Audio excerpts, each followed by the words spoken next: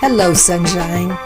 You are tuned in to CoolHouseConnection, the podcast devoted to appreciation and insights about North Carolina mountain towns and the real estate treasures you'll find here. I'm Deb Deccan, your host, and I appreciate you listening and sharing this podcast with your friends and colleagues.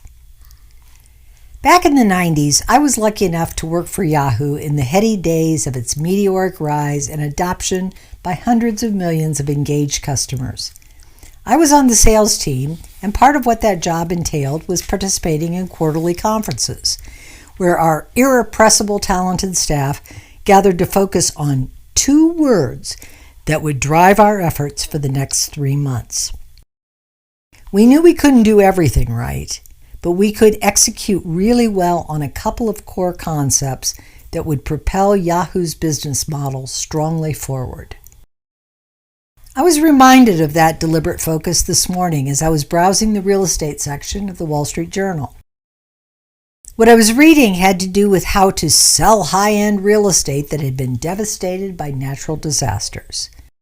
The through line of the article had to do with how many times buyers were forced to nuance the marketing spin that was put out about such a damaged property and still make it seem like an investment worth making. I will tell you, as I read those words, I frankly was really disappointed. And here's why. As a successful realtor, my reputation means everything. If I'm seen as someone who obscures or hides ugly truths, my reputation suffers.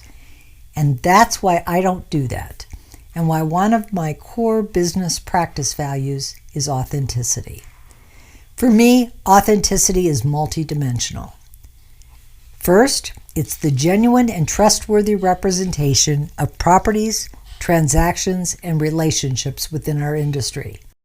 It encompasses various aspects, including the ethical practices, transparency, personal branding, and customer relationships.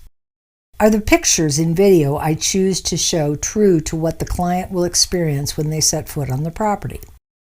It boggles my mind that realtors would choose to disappoint buyers by capturing a home looking great on film, but somehow less great in person. Should we light a property well? Should we professionally photograph and videograph the property? Should we show the property in the context of its setting or neighborhood? Absolutely yes. But fisheye lenses making rooms look bigger than they are, failing to show how close a home is to a major road, or not being honest in showing any storm damage, those are the practices that serve no one well. I want a buyer to be drawn by excellent professional visuals, and I want them to be even more delighted when they show up to see the home in person. I've always found it to be a best practice to use the words describing a listing in a way that an insider would want to know both the good and the less good. Call it golden rule marketing, but I treat clients as I would want and expect to be treated. No home is perfect, and buyers understand that. They can get on board with the challenges a particular home or property presents if you can help them see the way through to a win-win solution. In the aftermath of Hurricane Helene, there are many such homes and properties that need a bit of improved transparency. For example, I have a listing coming up in one of the resort-oriented communities nearby that suffered some real storm damage. This home thankfully suffered no damage to the structure, and the storm even improved the views. But there was a small landslide that affected a small section of the property leading down to the river. The damaged area is fixable with a track hoe, and the owner is committed to making it as pretty as when they purchased it. But at present, the landscaping is a work in progress. When I market this home, it will be with an acknowledgement of the work to be done on the landscaping and underscore the owner's restoration promise. This honest brokering will speak volumes to potential buyers who want to appreciate the value in the home and the beautiful setting. All of this that they're getting for under $500,000. That's a good example of doing things authentically. One other less transparent example I ran across lately does not leave me with the same warm, fuzzy feeling. Now, it's a pretty impressive swath of property. It's got good access, and it has fabulous views. and the price is eye-poppingly good. But, and it's a pretty big but, this particular acreage has no credible building sites. It's what we refer to locally as straight up and down. I've no doubt the broker for this particular parcel has received lots of interested calls, but when folks do a drive-by, it becomes painfully evident that while suitable for mountain goats, this site would be beyond challenging to develop into home sites. Why not just be straight with folks? There is almost always a buyer for every home or property, but it's vital that you help facilitate a match that benefits all at a price that's fair to all. That gets me to another core attribute of authenticity.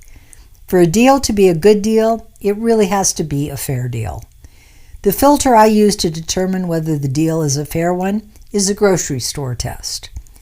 Will I be able to look either party in the eye when I run into them at the grocery store and feel good about their satisfaction with the deal and my role in it?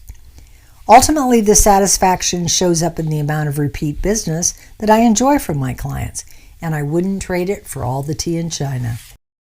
Here's another thing I don't get.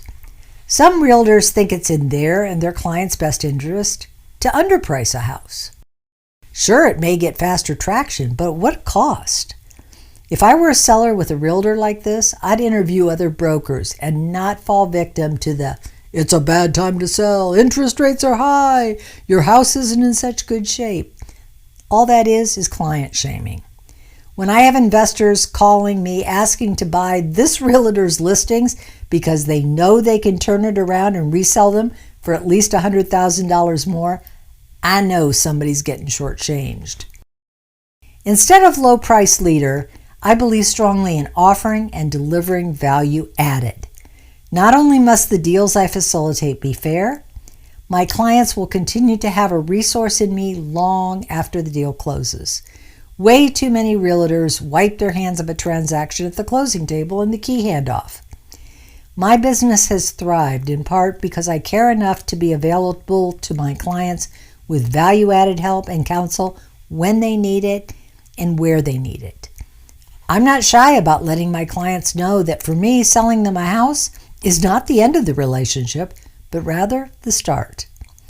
My goal is to help my clients become a part of the fabric of the community they are joining, and that involves getting to know their passions, their lifestyle goals, and connecting the dots for them to have a successful experience. I only ask one thing of them as I connect these dots for folks. I ask them to do the same for others in their circles of influence. In other words, to pay it forward. I think this 360 approach is one of the most powerful things I as a real estate broker can do to help strengthen the communities that I represent and sell. Many of you know I spent decades in corporate advertising and marketing for some of the world's most iconic brands, and I'm proud of the work I did on their behalf.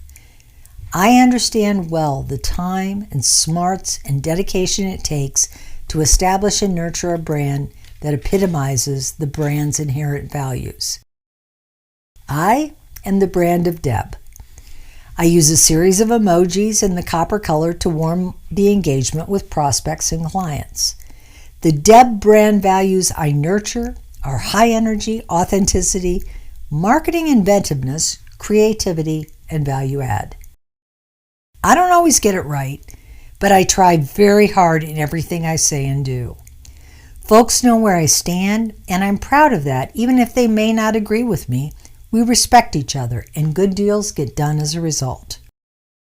I personally made an observation a long time ago that most clients would prefer to engage an individual broker that they trust rather than a giant brokerage brand. So even though I'm aligned with a top-notch brokerage out of Charlotte, here in my area, I'm just Deb with the fun emojis. Whether marketing a multi-million-dollar estate or a small parcel of land, clients know they will get my attention and dedication to smart marketing that will accomplish their objective. It's so much more than just listing and sitting. Ryan and I work as a team to deliver for our clients, no matter which time zone I may be working from. I am always available by phone or text. As the promise says, I answer the phone and I get things done. Enough of the commercial. Let's get back now to how that all-important authenticity takes practical shape. Just like a good bottle of wine, every home has a story.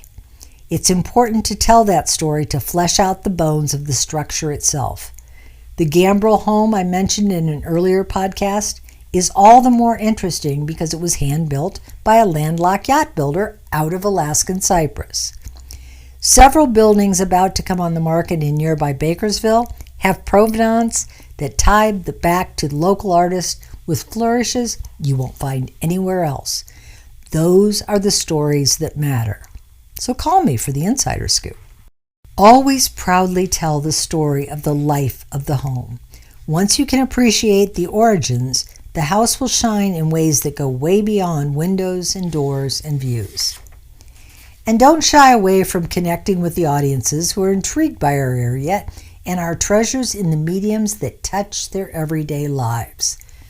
It's why we are so active in paid and organic social media, why we put our name on enterprises that we care about, why we get involved in community endeavors that simply promote the good. Most of these have no visible connection whatsoever with real estate per se, but because where and how we live is inextricably linked, everything touches real estate. For example, on its face, crypto has very little to do with real estate, but in fact, it does. Clients and prospects who care about diversifying their investments often care about buying and selling using crypto. That's why we did the work to make those kinds of creative financing easy for our clients across North and South Carolina. It puts skin in the game of what's important to our clients. It establishes trust, and it reinforces that we always have their backs. One final point about authenticity is that all-important aspect of trust. Trust has to be earned. It builds over time and over experiences. Trust respects the time a buyer or seller and I invest in our relationship. Understanding the question behind the question, never assuming we know the whole story until we do, and always honoring the confidences our clients share with us. Real estate is filled with paperwork, but real trust goes way beyond words on a disclosure. I love what I do, and I hope it shows. On good days and challenging ones, I often revisit the testimonials my clients have written on realsatisfied.com. They remind me what an opportunity and privilege it is to be part of my clients' lives and experiences. If that sounds like a better brand of real estate experience, I'd love to connect. Thanks for listening, and stay cool.